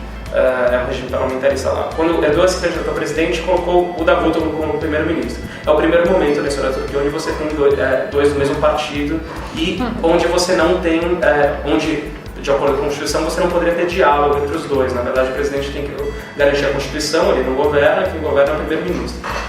E não é isso que começou a acontecer, né? Os dois se conversam, os dois estão coadunados e estão dispostos a fazer gostariam de fazer uma reforma constitucional na Turquia para levar ao presidencialismo. É visto isso como um golpe dentro da Turquia, porque seria a possibilidade de concentrar ainda mais poderes de um Estado que já é autoritário. Isso é para se perguntar, nós somos presidencialistas, às vezes eu me pergunto por isso, mas enfim, é mais ou menos isso, quem quer dar Davutoglu. Erdogan teve uma declaração recente que ele elogiava o sistema político do Hitler, né? Mas o que importa mesmo Ele fala as coisas. Então, falando do comitê, a ideia é realmente que importa que Rojava não está só. Fica mais bonito. Bom, gente, queria agradecer aqui o Desobediência Sonora pela troca de ideia aí. Pô, a gente que agradece, meu. Obrigada aí pelo espaço, valeu. Cara. A gente adora, a gente é fã do Desobediência. Da hora. A gente escuta, tem umas músicas boas e tal. E aí, agora para finalizar, passa os contatos, se alguém quiser colar junto, se vocês têm alguma coisa para indicar, algum material, algum livro, alguma tese, ou filme, qualquer coisa. Livros a gente vai ter, acho que a gente vai conseguir lançar algumas coisas em português a partir da metade do primeiro semestre, início do segundo semestre. Acho que vão sair, uma tradução de um livro que saiu na Espanha, e vai sair um livro que vai tentar abordar toda a questão a partir de diversos artigos falando de pontos diferentes, assim como a gente fez nessa entrevista. A gente vai falar um pouco sobre contexto histórico, sobre a formação dos partidos, a questão como se formula de Rojava, Conferência Democrática, protagonismo feminino. Então vai sair um livro meio que respondendo a essas questões, que também serve para a formação sobre essa questão dessa luta, né? E aí tem o nosso Facebook, que é o Comitê de Solidariedade e Resistência do Povo Curdo, em SP.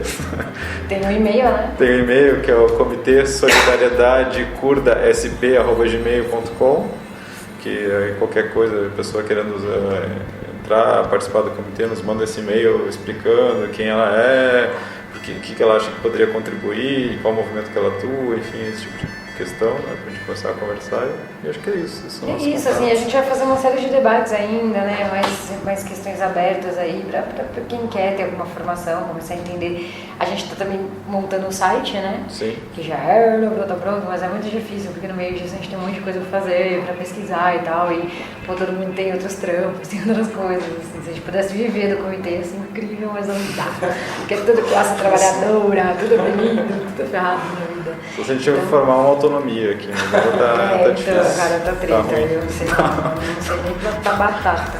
Eu acho que é isso, assim, tipo, a gente convida mesmo as pessoas para se aproximarem da gente aí, fazer debate, abrir espaços.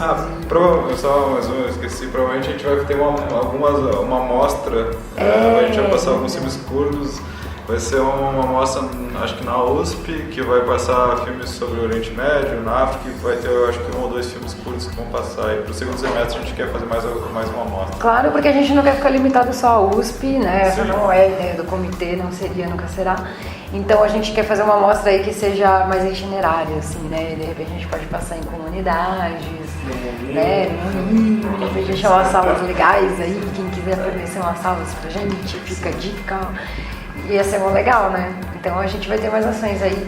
Que é legal isso, assim, trazer por filmes e tal, mas a maioria dos filmes, cara, tem que legendar, tem que dar uma olhada. Tem um vídeo muito bom no YouTube que já está legendado pelo Comitê ali do Sul, que é de Lardirik na Cúpula de Bruxelas. Ela fala muito bem da questão da mulher e bate com a questão do Estado e o que os curdos querem e como entra as mulheres nisso. É um dos melhores vídeos, assim, tipo, sei lá, até se você não sabe o tema, vai lá, esse é o primeiro vídeo pra você ver e se apaixonar e entender. Indico muito. Põe lá no YouTube música, tem umas coisas muito legais, dá uma forçada. Uma coisa muito louca também, né, assim, que a gente tá descobrindo é a questão do futebol. Como eles falam de política pelo futebol. Então, por exemplo, os curdos participam de uma Copa, aquela que é paralela à FIFA, Copa Viva. Uma Copa muito louca, assim, só tem lá os Chipre e tal, todo mundo que não é muito Estado-nação não seria aceito na FIFA. E aí eu tô ali preparando um dossiê, cara, é uma coisa muito louca, porque a gente descobriu que o Erdogan jogava futebol num time de futebol lá na Turquia, goleiro, que bizarro. E aí ele influencia, assim, né, em partida e tal. Sim. Ele é conhecido por influenciar principalmente as partidas do Beşiktaş. O Beşiktaş tem uma tradição anarquista, até a torcida organizada, e foi uma das principais frontes em Gezi Park, né? Era quem defendiam as pessoas e quem enfrentou a polícia. Foi eles que mudaram a cor do McDonald's lá? Foram eles que mudaram a cor do McDonald's. Tem essa história de que o estádio do Beşiktaş, fica no bairro do Beşiktaş, o Erdogan, em grande medida, o Erdogan fez um crescimento econômico na Turquia através de construção civil e serviços. E a corrupção do filho dele junto com as construtoras para a eleição e tudo mais, eu não sei, me por alguma coisa, mas... e tem a história de que ele queria gentrificar o bairro do Beşiktaş. Ele ofereceu uma grana absurda para comprar o estádio do Beşiktaş, e o Beşiktaş não aceitou. Ofereceu ainda maior, não aceitou. Ele foi oferecendo em valores que obviamente não valiam a pena. E o Beşiktaş não aceitou. Ele ficou puto. Né? Então, por isso, até hoje, há uma certa repressão no bairro, aos jogos do Beşiktaş e a torcida organizada do Beşiktaş. Mas a questão é que tinha um McDonald's no bairro, eles obrigaram a trocar a cor de amarelo e vermelho, que é as cores do Galatasaray, né? Do Galatasaray, e para transformar em preto e branco. McDonald's no bairro do Beşiktaş é preto e branco. Muita coisa, né, cara? Tem o Diyarbakir. Nossa, tem uns times muito legais, cara. Esses times curdos são... Tipo, vai ser muito legal, assim, pra levar a questão curda pra quem gosta de futebol, cara. E futebol com política, assim, eu acho que pra gente, tipo, até nisso os caras, sabe? Tão organizados e jogam pra caramba, assim, essa Copa Paralela. Eles são invictos desde 2012. Ela é organizada, né, por um uruguaio ali, um inglês, assim, e os caras pagam muito mal, assim, tipo, mano, esses curdos. E é louco, né, você pega umas fotos ali, até das minas em Campo de Guerra, lá jogando futebol, fumando cigarrinho. Então eles têm uma tradição disso, e aí parece que agora tá surgindo uma questão aí também de times femininos, tá? A gente vai dar uma pesquisada aí, gente, tipo, quem tiver também, por favor, mais sobre isso, assim, vai ser muito legal a gente desenvolver.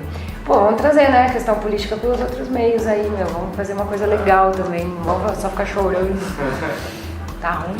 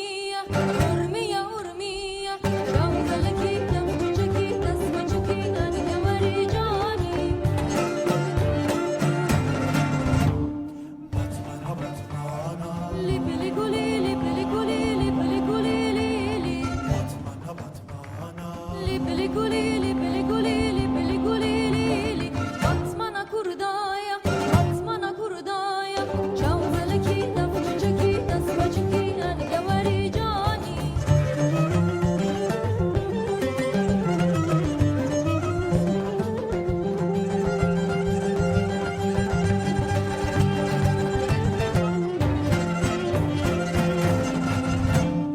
أرميا أرميا لي بلي قولي لي بلي قولي لي بلي قولي لي أرميا أرميا أرميا أرميا جوز لكينا فجكينا سبجكينا نقوري جاني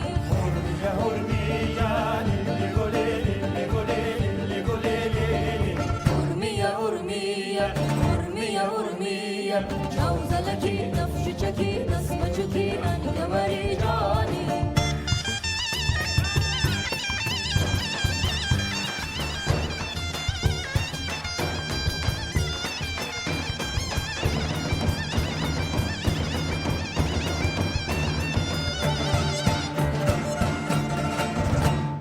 بطمنا بطمنا لي بلي قولي لي بلي قولي لي بلي قولي لي بطمنا كردايا بطمنا كردايا جوز لكينا فجكينا سبجكينا نقوري جاني بطمنا بطمنا لي بلي قولي لي بلي قولي لي بلي قولي لي بطمنا كردايا بطمنا كردايا جوز لكينا فجكينا سبجكينا نقوري جاني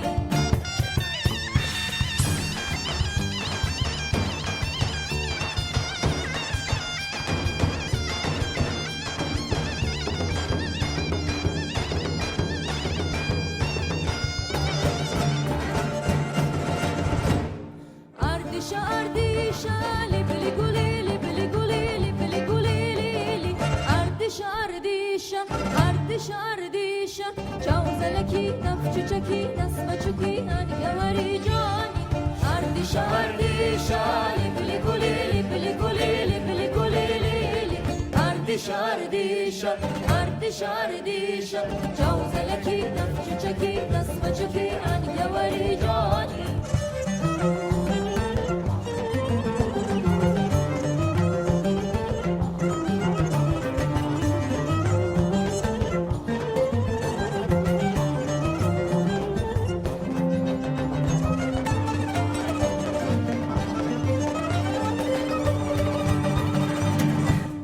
أرميا أرميا لي بلي قولي لي بلي قولي لي بلي قولي لي أرميا أرميا أرميا أرميا جوز لكينا فجكينا سبجكينا نقوري جاني بطمنا بطمنا لي بلي قولي لي بلي قولي لي بلي قولي لي بطمنا كردايا بطمنا كردايا جوز لكينا فجكينا سبجكينا نقوري جاني